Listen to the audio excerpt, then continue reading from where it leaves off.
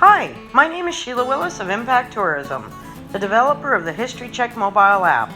Welcome to History Bytes, your daily dose of Alberta Historical Trivia, brought to you in partnership with Belt Drive Betty Media and the Canadian Motorcycle Tourism Association.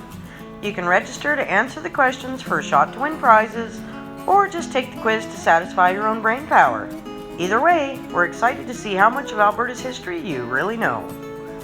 And yesterday's question was, Fred Brick tells of a man named Boucher who received news of his daughter's death by.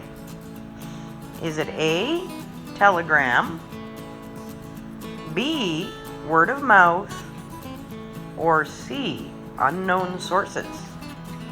And the answer is C, unknown sources. There are some things in this world that most of us just can't explain. This is a story of one of those things my friend Rose Nichols from the Lac La Biche Museum shared with me. It comes from the book Alberta, the Pioneer Years by Harold Fryer. The original storyteller was pioneer Fred Brick, who was the son of the Anglican missionary Reverend Brick.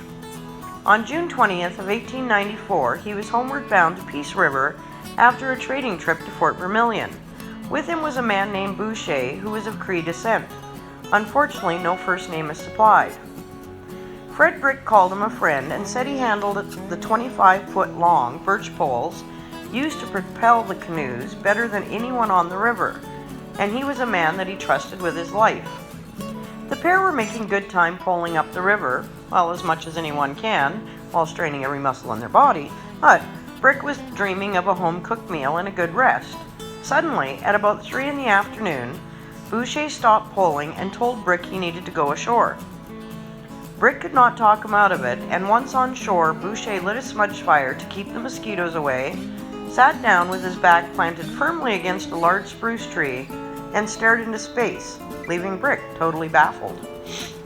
Later, Brick cooked up dinner and called Boucher to come and eat. He refused. Brick asked if he was sick. He said he was not, and that Brick, nor any other European, would understand. He sat that way until the late afternoon of the next day, then stood, stretched, made himself something to eat, and said, "Let's travel." Finally, seeing the consternation on his friend's face, he explained that he had received a message. His wife had delivered a baby girl the night before, and the infant had lived but a few hours.